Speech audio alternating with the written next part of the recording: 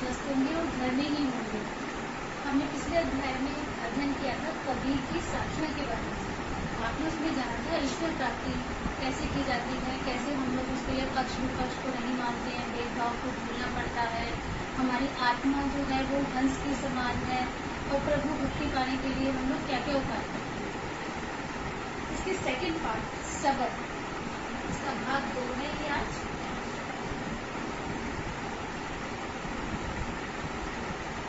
इसमें हम जानेंगे कि ये सब प्राप्त होने के बाद हमारा मन जो है उसमें विभिन्न प्रकार जो भ्रम पैदा होते हैं, भेदभाव होता है, वो सब दूर किस प्रकार होता है कबीर दास द्वारा कृत शब्द के द्वारा हम लोग जानेंगे। तो पहले शब्द की तरफ चलते हैं।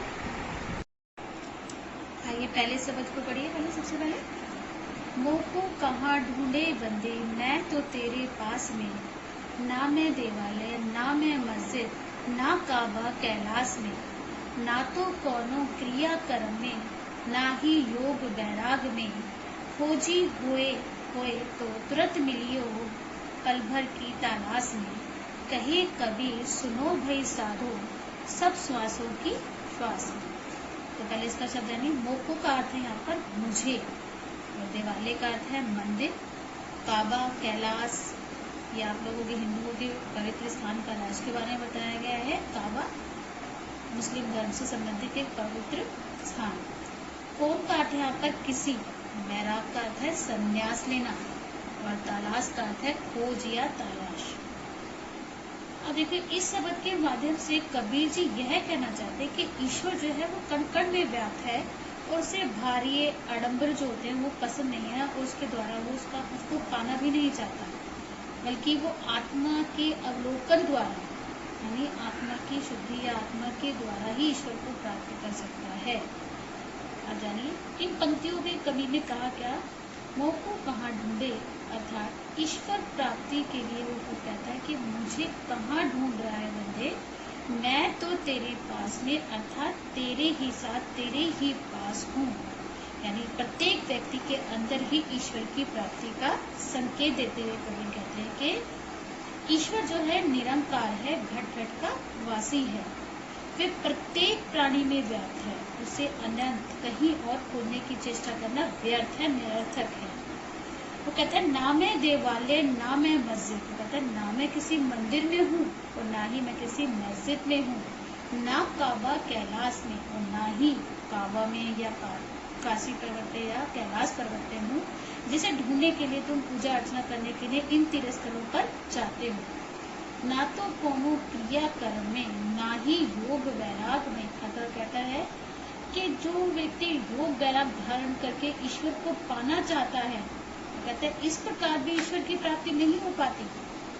खोजे हुए तो कहता है अगर सच में ही परमात्मा को पाना चाहते हो, परमात्मा का वास किसमें है, कहते हैं पल भर की तलाश में, अर्थात उसको पल भर में ही मिल सकता है। कबीर कहता है मेरी बात ध्यान से सुनो भाई साधु संतो, वो इसके अंदर है, इधर उधर भटकने के स्थान पर अपने आत्मा के या अपने श्वासों की सांस में, यानी अपनी आत्मा के भीतर ही, अपनी सांसों के भीतर ही जो परमात्मा है उसकी सत्ता का साक्षात्कार कर सकता है, उसको प्राप्त कर सकता है, अर्थात हमारी सांसों के अंदर ही ईश्वर का वास है। दूसरे शब्द में पढ़िए।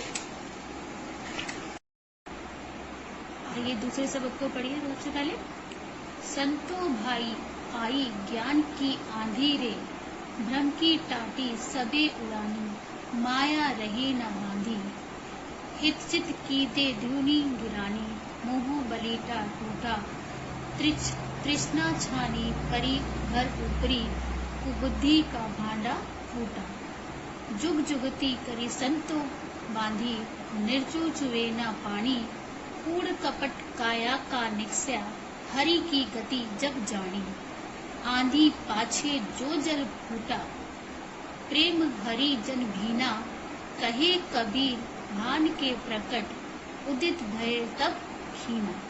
अर्थात यहाँ पर कबीर जो है, पहले आप अर्थ जानिए। टाटी का अर्थ है छप्पर, ज्ञान का अर्थ है यहाँ पर ज्ञान, उड़नी का अर्थ है, उड़ानी का अर्थ है उड़ जाना, हितचित का अर्थ है मन व हृदय, दुहु का अर्थ है दोनों, और धुनी का अर्थ है टेक या स्तंभ या खंबा। गिरानी का अर्थ है गिर गया। बलीटा का अर्थ है बल्ली जो उसको सपोर्ट करती है। तृष्णा का अर्थ है तृष्णा। छानी का अर्थ है छप्पर, जो झोपड़ी के ऊपर छप्पर लगाया जाता है वो। जुगती का अर्थ है जुगाड़ यानी कोई तरकीब। निर्जु का अर्थ है थोड़ा भी, जरा सा भी। चूहे का अर्थ है रिसना, टपकना, तो टपकना रिसना। पानी का अर्थ है पानी। काया का अर्थ है शरीर। निक्ष्या का अर्थ है निकल जाना। और जानी का अर्थ है जाना। बीना का अर्थ है भीग जाना। और मान का अर्थ है सूर्य, भास्कर, जैसे हम सूरज बोलते हैं। तम का अर्थ है अंधेरा। और खिन का अर्थ है यहाँ पर क्षीण होना यानी समाप्त हो जाना। अब इस जो शब्द में है इसमें कवि ने स्पष्ट करने की कोशिश की है कि जब ज्ञान की प्राप्ति होती है तब सभी समस्याओं का समाधान हो जाता है। और वो कहते हैं कि पहले लाइन को देखिए, संतो भाई आई ज्ञान की आंधी रे। अर्थात कवि ज्ञान की महत्ता को प्रकट करते हैं कि जब ज्ञान आता है हमें उसकी ज्ञान की महत्ता के बारे में पता है। ज्ञान की तुलना वो किससे कर रहे हैं? आंधी से कर रहे हैं। जिस प्रकार आंधी आती है तब क्या होता है, सब चीजें जो झुग्गी झोपड़ियां होती हैं, जो कमजोर चीज होती हैं, वो नीचे गिर जाती है, टूट जाती हैं। उसी प्रकार भ्रम, भ्रम मतलब हमारा वहम जिसे कहा जाता है, वो जो होता है भ्रम की टाटी सभी लानी माया रहे न बांधी। अर्थात इस ज्ञान की आंधी में भ्रम रूपी छप्पर पूरी तरह से क्या हो गया, उड़ गया है। अर्थात ज्ञान से जो भ्रम का समूह है उसका पूरी तरह नाश हो गया है। और माया रही न बांधी, अर्थात संसारिक मोह माया का जो जाल है जो हमारे मन में बसा हुआ था वो क्या हो गया, तार तार हो गया, यानी बंधा हुआ था वो टूट गया है। और हमारा मन मोह माया के जाल में फंसे रहने के कारण हित चित की दे धुनी गिरानी, यानी फंसे मन में और हृदय में तो जो स्तंभ बने हुए थे, गड़े हुए थे, वो भी क्या हो चुके हैं, गिर चुके हैं। मोह बलिटा टूटा का मतलब है मोह रूपी बल्लियां, जिस पर क्या टिका हुआ था, भ्रम रूपी छप्पर टिका हुआ था, वो भी पूरी तरह टूट गई हैं, वो बल्लियां टूट गई हैं।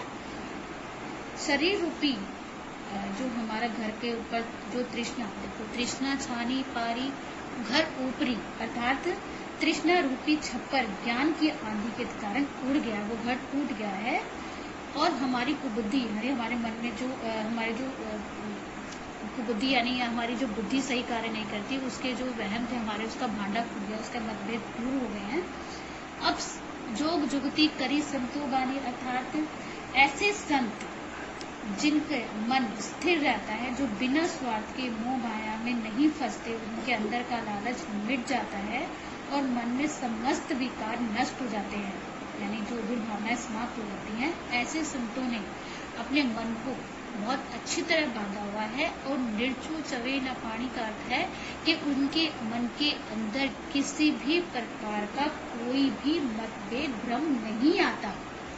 कूड़ा कपट काया का निक्ष्या, वो कहता है जो कूड़ा कपट जो है, कपट बुराइयां संबंधित गंदगी जो निकल जाने के कारण ये क्या शरीर क्या हो गया है, निर्मल हो गया है। और हरि की गति, आंधी आने के बाद, यानी हरि की गति यानी अर्थात भगवान के ज्ञान की प्राप्ति के बाद वर्षा होने पर हरि की गति तब जब हमने उस गति को जान चुके हैं। आंधी पाछे जो जल फूटा, आंधी के बाद जो वर्षा हुई, जल फूटा का मतलब वर्षा हुई, उसमें सभी कुछ क्या हो गया है, भीग गया है, हमारा तन मन भीग गया है। उसे हमने माना प्रेम हरि जन भीगना, यानी हमारा शरीर ईश्वर की प्राप्ति में पूरी तरह भीग चुका है।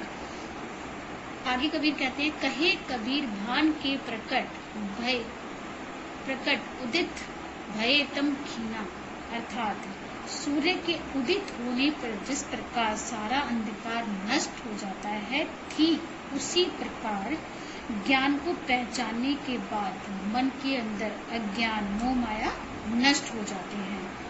जो हमारा ये शब्द है उसमें कबीर ने कहा कि ज्ञान की आंधी और ज्ञान की सहायता से ही मनुष्य जीवन में अपने आध्यात्मिक, मानसिक और जीवन मूल्य संबंधी दुर्बलताओं से मुक्त हो जाता है। और ज्ञान के आगमन से भक्त के मन में स्थित विकार, दुर्भावनाएं वो स्वयं ही नष्ट हो जाती हैं। ज्ञान ही हमारा एक ऐसा माध्यम है जो आंधी की तरह आता है और मनुष्य के मन में जितनी भी बुराइयां हैं उनको नष्ट कर जाता है।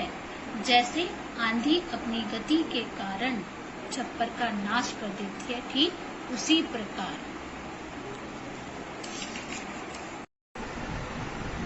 प्यारे बच्चों, उम्मीद करती हूँ आपको यह अध्याय अच्छे से समझ आया होगा और आपने ध्यानपूर्वक सुना होगा। इससे संबंधित सभी प्रश्न उत्तर आपको दिए जाएंगे जो आपने करने हैं। बस कुछ बात कीजिएगा। फिर मिलेगी नए अध्याय के साथ।